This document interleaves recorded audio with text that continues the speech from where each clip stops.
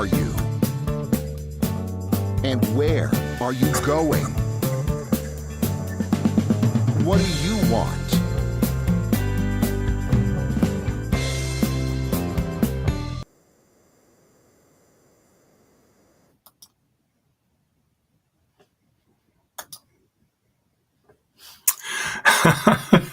Hello and welcome to this special edition of the Way to Wow shows. I'm your host, Kevin Bemmel, and this is one of those episodes that happen when there's a holiday or some type of celebration. In this case, it's George Washington's birthday.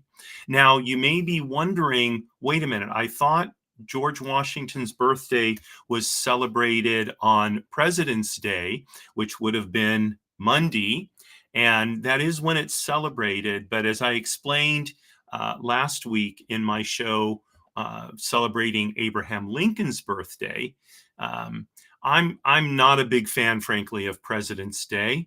Not all presidents are, shall we say, worthy of the same kind of celebration as President Washington and President Lincoln. And when I was a child, we got two school holidays. We got Lincoln's birthday and Washington's birthday, and I really think that's the proper way to do it.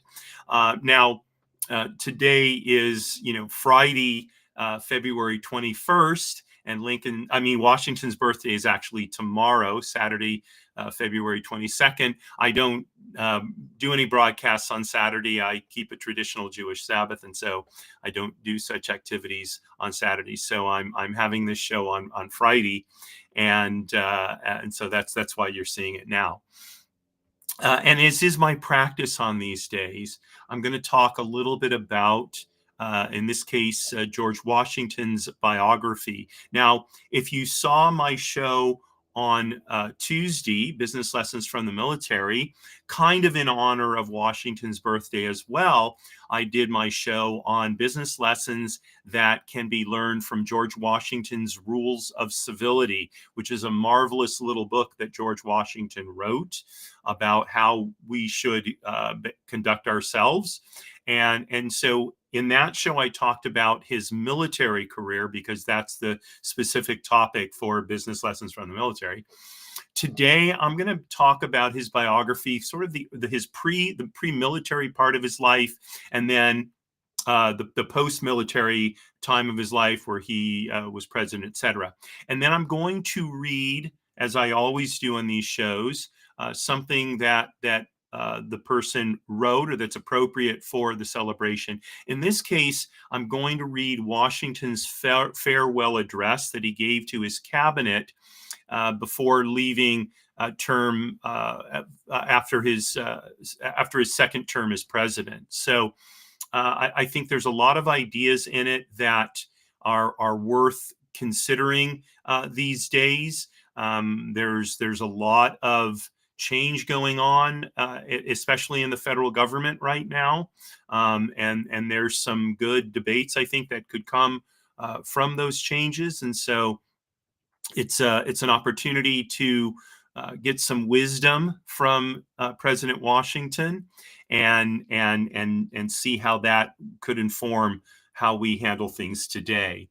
So in terms of his biography, George Washington was born on February 22nd, 1732 in Westmoreland County in Virginia to Augustine and Mary Ball Washington. He was the eldest of 6 children from his father's second marriage. Now you say, ooh, how scandalous. No.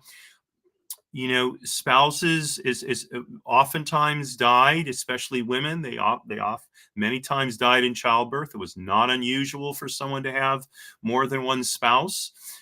His family, and so the fact that Mary Ball was his father's second wife, not particularly unusual. His family was moderately wealthy. They owned land and they grew tobacco. Again, very common thing to happen in Virginia in the early to mid 1700s and on into even the 1800s. So Washington had very little formal education. He was primarily self-taught. He studied subjects like mathematics, surveying, and geography. And As well, his father died when he was 11, and so he was raised primarily by his mother. And I don't mean this in any salacious way, but Washington had a bit of a predilection for women, and maybe that was because he had been raised by his mother. I think he had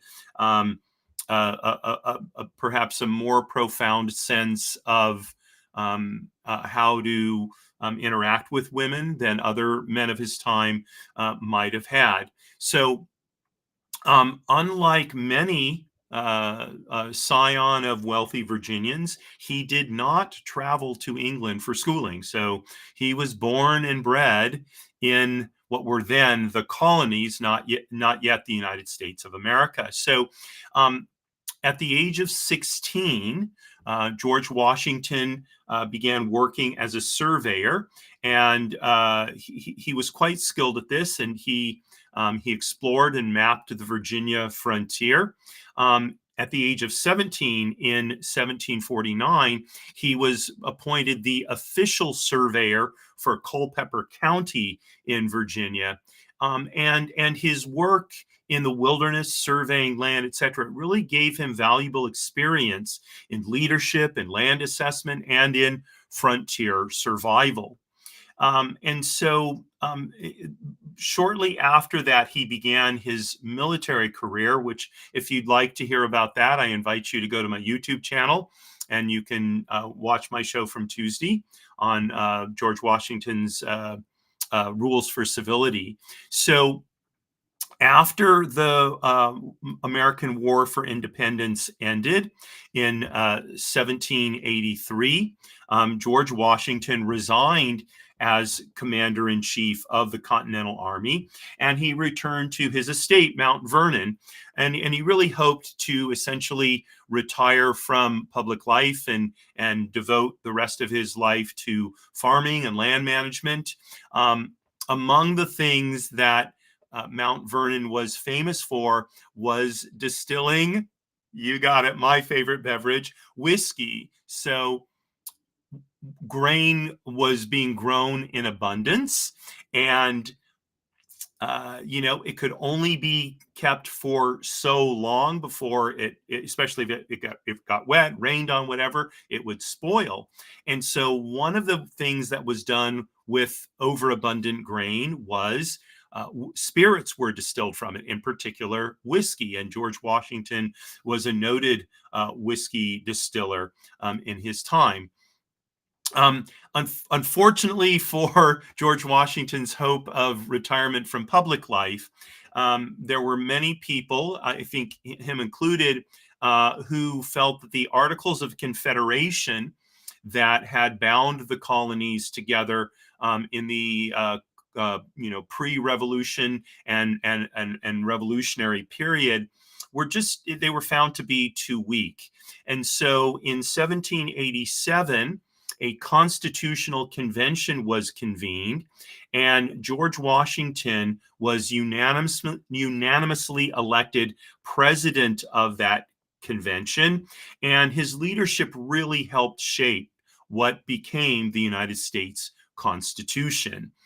2 years later, in 1789, George Washington was unanimously elected the first president of the United States, the only president of the United States to be elected unanimously. He served 2 terms from 1789 until 1797, and he set many precedents as president. Perhaps among the most, well, not perhaps, I mean, not among, perhaps the most important of which was that a president would serve 2 terms. Now, there were people who wanted George Washington to essentially become a perpetual president, and John Adams, for example, wanted the president to be addressed as His Majesty the President of the United States, similar to the way that King George was addressed. Washington eschewed all of that. He did not believe that the president should be treated in a royal fashion. He number one, and number two, he definitely did not think he should be elected for life, and that's why he declined to run for a third term. So those were very important precedents. He also stabilized the new country. He established the first national bank, and he kept the United States neutral in the European conflicts that were going on, including the war between England, the Napoleonic Wars between England and France. So in 1797, he retired again from public life, warning against, interestingly enough, political parties, which a warning that we didn't take, and foreign alliances, a warning that we did take for quite some time. George Washington spent his final years at Mount Vernon, managing his estate, and he died December 14th of 1799 at the age of 67. And his leadership in war and in peace really solidified his legacy as the father of his country, or the father of our country. So, that's a somewhat brief, biography of George Washington's life. There, of course, are many, many wonderful books about George Washington, and I encourage you to check them out. There is an association that oversees Mount Vernon as a museum, and again, they have several wonderful books if you go to their website and want to learn more about George Washington's life. His farewell address is, I think, his best known speech, and again, it set forth not just the two issues that I mentioned, i.e., avoiding political parties and foreign entanglements. It really set forth his philosophy for the for the new country, the United States of America. So this is I mention this each time I do one of these special editions. This is a book called The American Reader, Words That Moved a Nation. It's edited by Diane Ravitch. And as I have in the past, I will put a link to this book in the show notes of this episode after it posts on my YouTube channel. And it's a really amazing book for understanding our nation's history, mostly because it's a way of getting behind the strict history and getting a sense of the people involved who really created that history, who were instrumental in the development of our country. And I think it's as important to understand that as it is the events themselves, because we really cannot separate the people involved from the events. And so to hear the words that were spoken from those times is very important. So this is a little bit longer reading than I typically do. But, again, going back to what I said a little while ago about the changes going on in our country right now, I think that George Washington's words are important for us to hear as we engage in these debates. And there are many good debates that I think should be had. And people of good faith across the political spectrum, would that they would engage in these debates collegially and for the best interests of our country, really would, as a rabbi, which you may know that I am, that would be my blessing for our country. And so here we go. This is George Washington's farewell address. The period for a new election of a citizen to administer the executive government of the United States being not far distant, and the time actually arrived when your thoughts must be employed in designating the person who is to be clothed with that important trust, it appears to me proper, especially as it may conduce to a more distinct expression of the public voice, that I now apprise you of the resolution I have formed to decline being considered among the number of those out of whom a choice is to be made. The unity of government, which constitutes you one people, is also now dear to you. It is justly so, for it is the main pillar in the edifice of your real independence, the support of your tranquility at home, your peace abroad, of your safety, of your prosperity, and that of that very liberty which you so highly prize. But as it is easy to foresee that different causes and from different causes and from different quarters, much pains will be taken, many artifices employed to weaken in your minds the conviction of this truth, as this is the point in your political fortress against which barriers of internal and external enemies will be most constantly and actively, though often covertly and insidiously, directed. It is of infinite moment that you should properly estimate the immense value of your national union to your collective and individual happiness, that you should cherish a cordial, habitual, and immovable attachment to it, accustoming yourselves to think and speak of it as of the palladium of your political safety and prosperity, watching for its preservation with jealous anxiety, discountenancing whatever may suggest even a suspicion that it can in any event be abandoned, and indignantly frowning upon the first dawning of every attempt to alienate any portion of our country from the rest, or to enfeeble the sacred ties which now link together the various parts. For this you have every inducement of sympathy and interest. Citizen by birth or choice of a common country, that country has a right to concentrate your affections.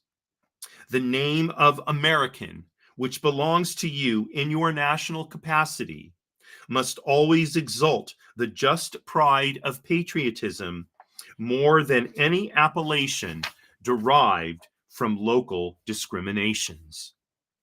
With slight shades of difference, you have the same religious manners, habits, and political principles.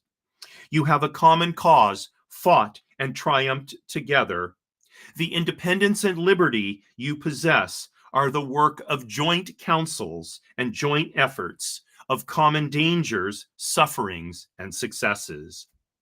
In contemplating the causes which may disturb our nation, it occurs as matter of serious concern that any ground should have been furnished for characterizing parties by geographical discriminations, northern and southern, Atlantic and western, whence designing men may endeavor to excite a belief that there is a real difference of local interests and views.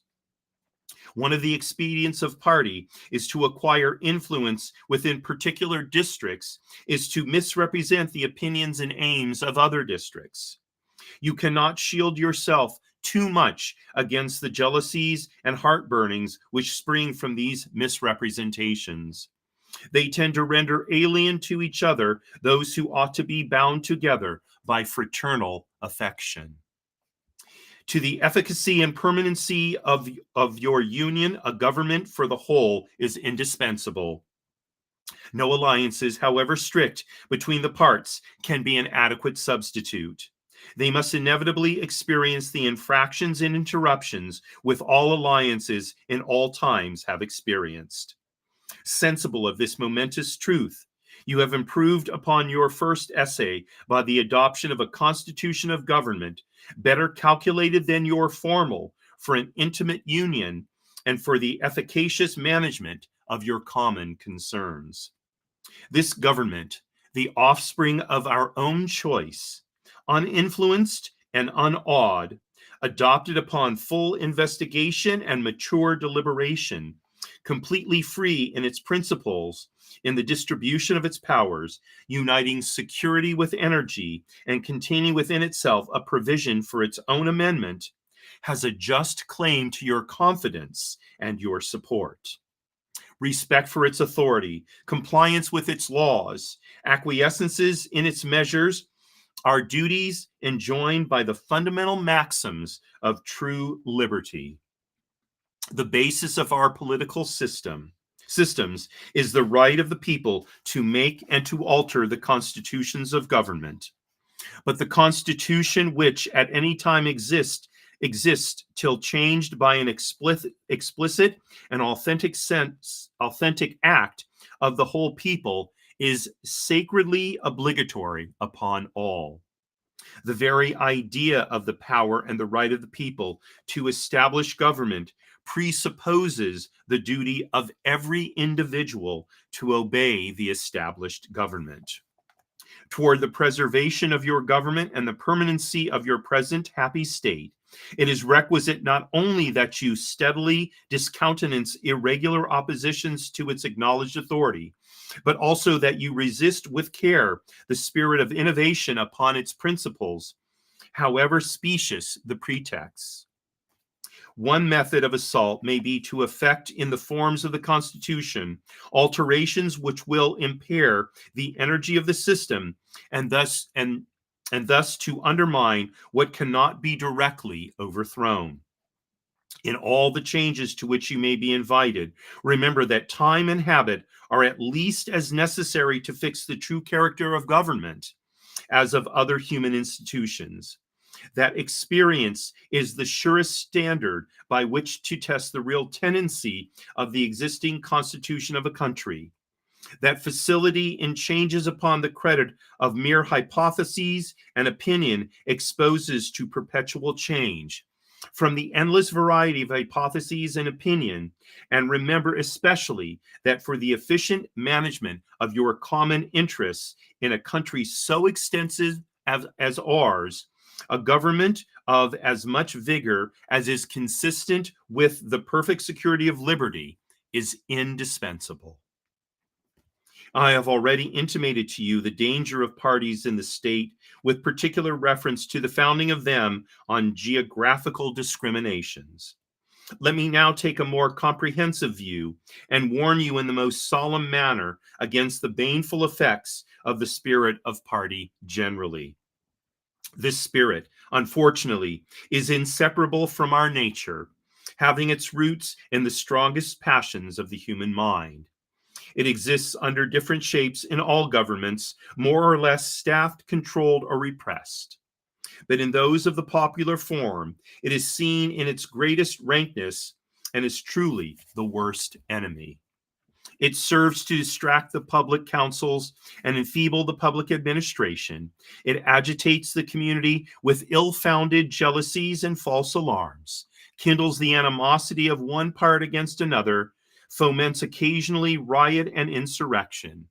It opens the door to foreign influence and corruption, which find a facilitated access to the government itself through the channels of party passion. Thus, the policy and will of one country are subjected to the policy and will of another. Of all the dispositions and habits which lead to political prosperity, religion and morality are indispensable parts. In vain would that man claim the tribute of patriotism who should labor to subvert these great pillars of human happiness, these firmest props of the duties of men and citizens. The mere politician, equally with the pious man, ought to respect and to cherish them. A volume could not trace all their connections with private and public felicity. Let it simply be asked, where is the security for property, for reputation, for life, if the sense of religious obligation desert the oaths which are the instruments of investigation in courts of justice? And let us with caution indulge the supposition that morality can be maintained without religion.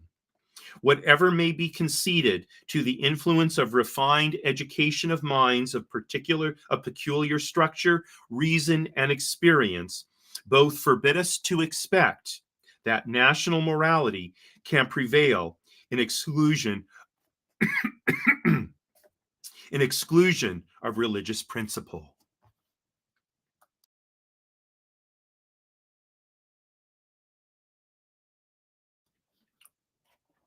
It is substantially true that virtue or morality is a necessary spring of popular government.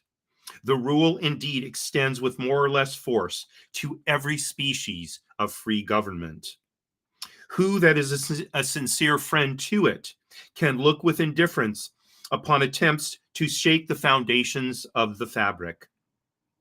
Promote, then, as an object of primary importance, institutions for the general diffusion of knowledge in proportion of the structure of a government gives force to public opinion.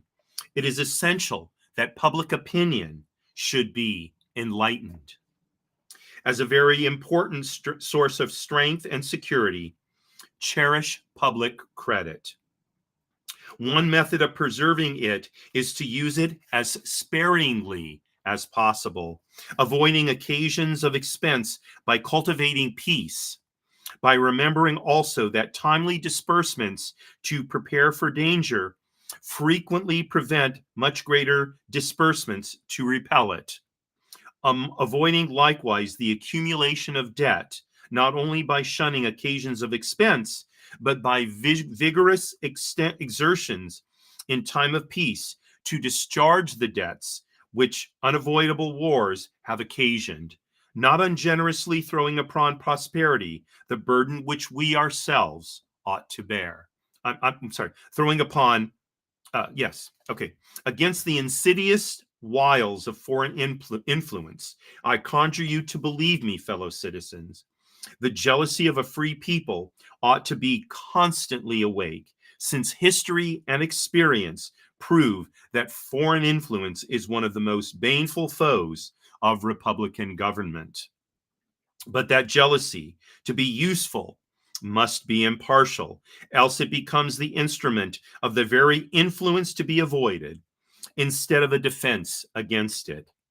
Excessive partiality for one foreign nation and excessive dislike of another cause those whom that excessive partiality for one foreign nation and excessive dislike of another cause those whom that actuate to see danger only on one side and serve to veil and even second the arts of influence on the other. Real patriots who may resist the intrigues of the favorite are liable to become suspected and odious with it, while its tools and dupes usurp the applause and confidence of the people to surrender their interests. The great rule of conduct for us in regard to foreign nations is, in extending our commercial relations, to have with them as little political connection as possible. So far as we have already formed engagements, let them be fulfilled with perfect faith. Here, let us stop. Europe has a set of primary interests which to us have none or very remote relation. Hence, she must be engaged in frequent controversies, the causes of which are essentially foreign to our concerns.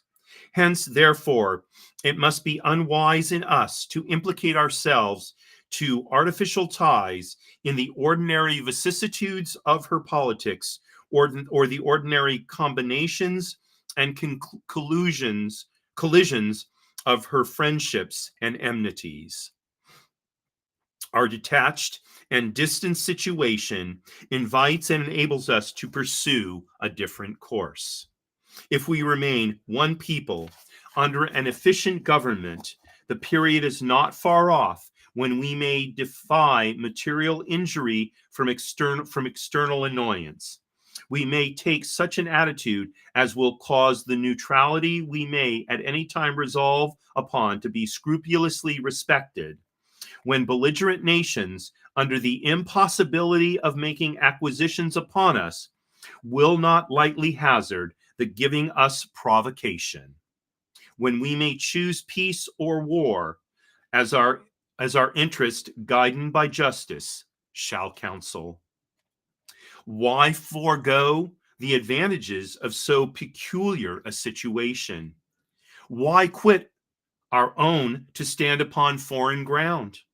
Why, by interweaving our destiny with that of any part of Europe, entangle our peace and prosperity in the toils of European ambition, rivalship, interest, humor, or caprice? Though in reviewing the incidents of my administration, I am unconscious of intentional error, I am nevertheless too sensible of my defects not to think it probable that I may have committed many errors. Whatever they may be, I fervently beseech the Almighty to avert or mitigate the evils to which they may tend. I shall also carry with me the hope that my country will never cease to view them with indulgence, and that, after 45 years of my life dedicated to its service with an upright zeal, the faults of incompetent abilities will be consigned to oblivion, as myself must soon be to the mansions of rest. Relying on its kindness in this, as in other things, and actuated by that fervent love toward it, which is so natural to a man who views in it the native soil of himself and his progenitors for several generations, I anticipate with pleasing expectations that retreat in which I promise myself to realize without alloy the sweet enjoyment of partaking in the midst of my fellow citizens the benign influence of good laws under a free government, the ever favorite object of my heart, and the happy reward, as I trust, of our mutual cares, labors, and dangers. I think several things become clear from Washington's farewell address. One is the great humility of George Washington, which is a lesson that we all can learn, or perhaps we need to relearn periodically.